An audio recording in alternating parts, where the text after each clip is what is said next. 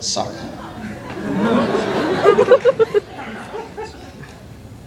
Yeah, okay, I don't have my good glasses on for this. I have trifocals, so and I'm not wearing the right ones. Okay. I heard that Sokka was into larger women. I mean, have you ever seen his old girlfriend? She is the size of the moon.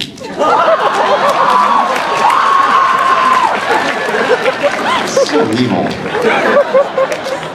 I didn't write these, okay? I am not accepting blame for this.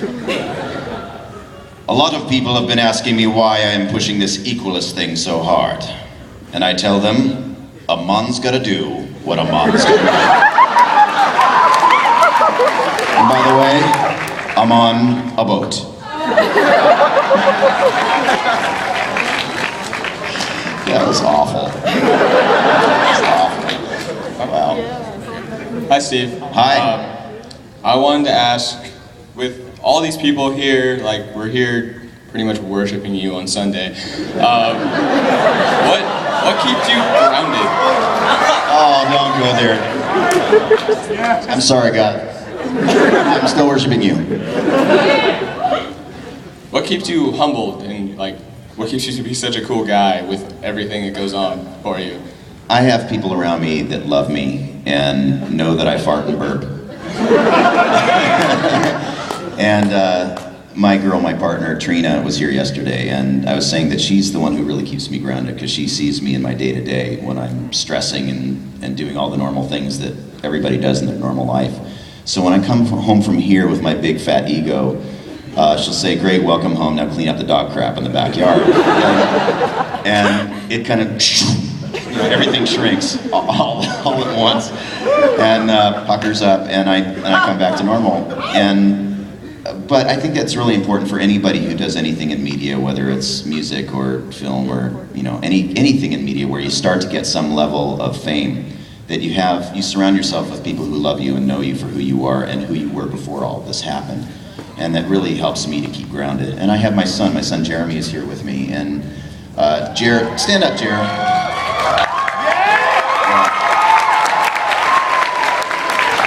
And Jeremy has been here with me. He's got a cold. He's been busting his butt here with me through this whole convention and talking to you guys and being my support system. And without my family here with me, I might go to the other side. I might go to the dark side. And so they keep me real, and I really appreciate that. So thanks, Jer. You're awesome, dude.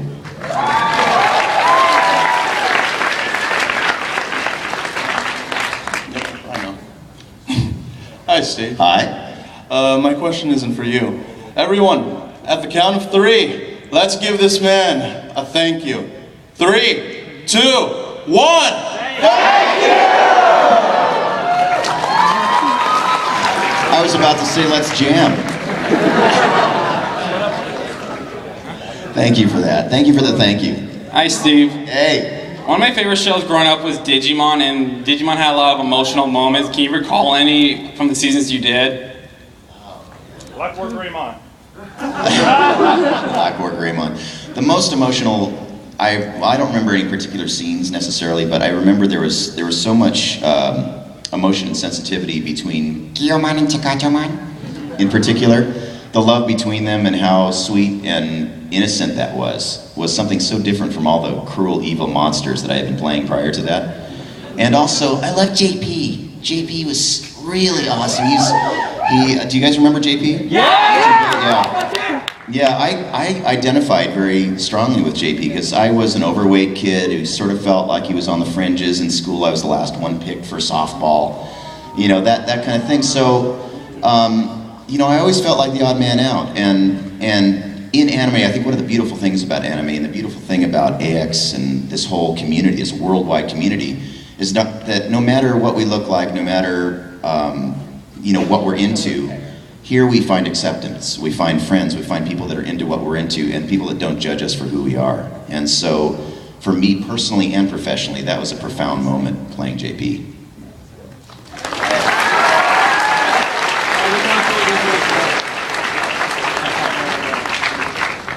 Hi, Steve.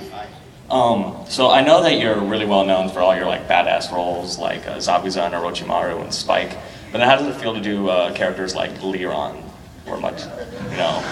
It's nice to take a trip to the lighter side. I love Leron, hun. Leron gave me one of my favorite lines of all time, which is when you screw it in, give it a hard, manly twist.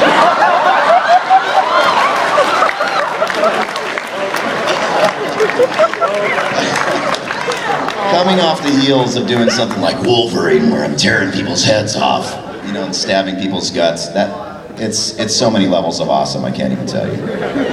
And that show, by the way, provided so much filthy fodder for bloopers. It was amazing. Hello, I was wondering if you could read this line as a mon directed towards Korra. Okay. Nice big writing, I like that.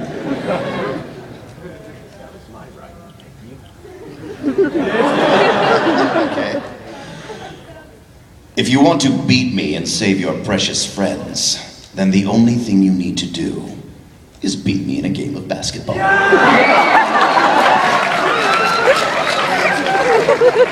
Bending is for yoga. I'm coining that phrase. Hi, Steve. Trademark. Okay. First of all, thank you for helping make my childhood what it was by being Tom from Toonami. I always watched that as a kid. You're welcome, and I'm sorry to your parents. Anyways, what was the funniest blooper moment you've ever had? Like, or just tell one that was really funny. Blooper moment that I've ever had? Yeah. Probably not something verbal. It was when I was auditioning for one of the Spider-Man games. I was screaming as one of the supervillains. I don't know what he was at this time. I don't remember. But I was in mid-scream, and I passed out. And they caught it on, they recorded it. And so you just hear,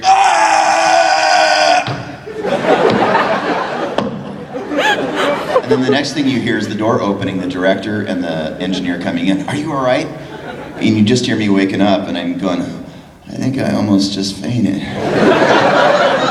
I'm okay. And they said, no, dude, you did. You need to go to the hospital. And I said, no, I'm fine. They helped me up. They picked up the music stand.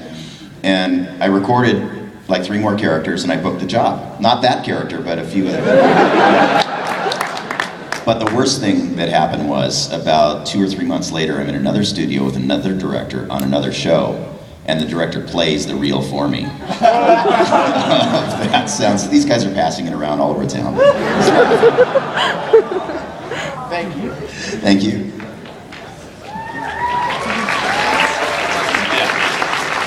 Hi, Steve. Hi. I was wondering if you could fulfill a small request for me. I have a couple friends here. Their names are Nick and Summer. They've been together 7 years, and the 30th was their anniversary. I brought that card. You got with it? me. Yes, I did. And there's another request on there too, right? I'm not sure. See? That's I to my remember. sister, yeah. They glomped me at dinner last night. No, they didn't glomp me. They just came up and very politely, very shyly handed me the card. It's really nice. Okay. Nick and Summer. Where are they? Where's Nick and Summer? Are you guys here? Should be back there, Nick.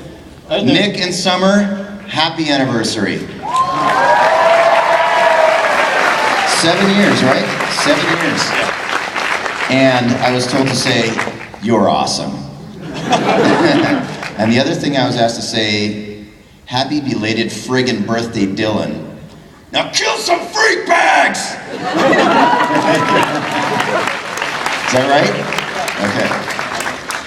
Hey, Steve. Hey, man. Thanks for showing up to my first anime expo ever. Thank you for coming. And also for wonderful hosting. Congratulations. Everybody welcome him. First Anime Expo. You have been purified and cleansed. And I have 2 things to ask you. Well, so she said only, or he said, I'm not sure. But the one question. Out of all the voices that you've ever done over the anime over the years, which anime would you recommend us to buy? Oh, how do I answer that question? Very honestly. God. All of it. Well, you know, I'm partial to Cowboy Bebop. I would say if you've never watched an anime before, maybe try Cowboy Bebop because it does have that crossover into American animation, and it's a gentle entry into the anime world, right? Is that true? Yeah. So try Cowboy Bebop, I would say. Yeah, for lay people. Hi, I'm a longtime fan and kind of nervous. So, I read an article in the Huffington Post that people that read books or watch movies take traits of the characters they most identify with and take it upon themselves and help them make critical choices in their life. And this is also true for actors in any sense where they pour, give and take. My question is, what did you pour from yourself into Spike, and what did Spike pour into you? Wow, that's a really heavy question. They kind of meld after a while, so I'm not sure which is me and which is the character anymore. And the great thing I think about voice acting, and I think this is probably true for most actors in any medium, is that to give a true performance, you have to give a piece of yourself anyway. For Spike, I kind of gave the badass thing that I always imagined myself to be as a little kid but could never really achieve. So that's kind of where I started. What made Spike really interesting for me was, I think it happened in the movie when he's in the jail cell opposite Elektra. And they're having this conversation. He has to go down to a deep, sensitive, vulnerable place. And to take that character that was kind of easy for me to go badass, you know, and the whole fighting thing, something I always imagined in my head, to something vulnerable. Oddly enough, the vulnerability was more uncomfortable for me to bring to it. But it kind of opened me up. It started that process of opening that part of me up as a person too. So every character, I think since then, that really kind of triggered something in me to be open to that happening with all of my characters. So, you know, especially when I get to a place like Leron, I was wide open by that time, so it is. Take that as you will. But yeah, they cross over now, so I don't even know who I am anymore. It's a deep question. Hello. Hey man, like your art. Thank you. Could you answer my question as Zegrim from Rogue Galaxy? I'll try. I don't know if I remember his voice. It's kind of like mine, but a little bit deeper, right? Okay. So I just found out that he's evil. Should I stop giving him all the good items? No.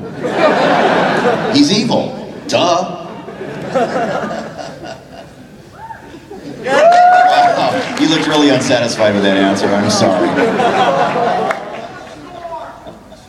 Yeah. Hi. My first question was against the rules, so my second question is, as a huge fan of Samurai Champloo, which I'm probably gonna get a lot of hate for this, but I think Samurai Champloo is better than Cowboy Bebop. And I want to know, who do you think would win in the contest of badassery? Spike Spiegel or Mugen? Spike's got a gun, dude. And isn't afraid to use it. Hi. I was wondering how you would compare doing a dramatic Western character like Grunt to doing one of the more zany Japanese characters like Garcia effing Hotspur. There is no comparison once you start with Garcia effing Hotspur. Mamas, cover your children's ears. Because he wields a huge boner.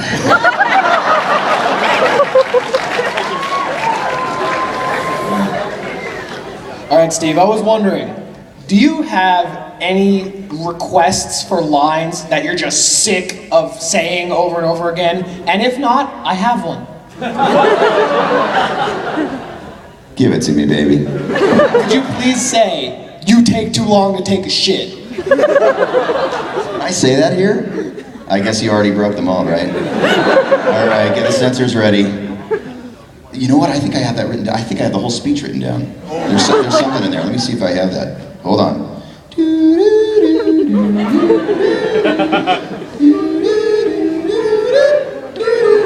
Here it is. Okay, I got it. Aw, Jet, don't give me that Art of War crap. And you take too long to take a shit.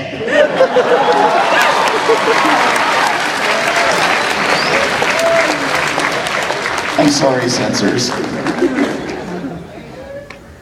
I'm not. Hey there. Hi. Let's just simplify this whole thing and just give us an evil